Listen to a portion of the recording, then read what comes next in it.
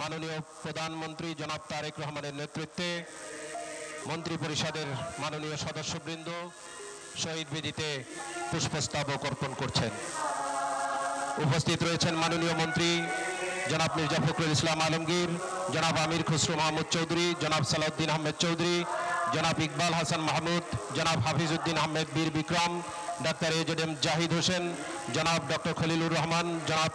আব্দুল আউয়াল মিন্টু, জনাব কাজী শাহদ মোফাজ্জল হুসাইন, জনাব মিজানুর রহমান মিনু, জনাব নিতাই রায় চৌধুরী, জনাব খন্দকার আব্দুল মুক্তাদির, জনাব আরিফুল হক চৌধুরী, জনাব জহিরুদ্দিন স্বপন, জনাব মোহাম্মদ আমিন উর রশিদ, মিস আফরোজা খানম রিতা, জনাব মোহাম্মদ শহীদুদ্দিন চৌধুরী এনি, জনাব আসাদুল হাবিব দুলু, জনাব মোহাম্মদ আসাদুজ্জামান,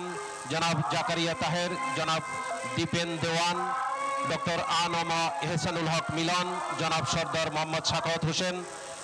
জনাব ফকির মাহবুব আনাম, জনাব শেখ রবিউল আলম।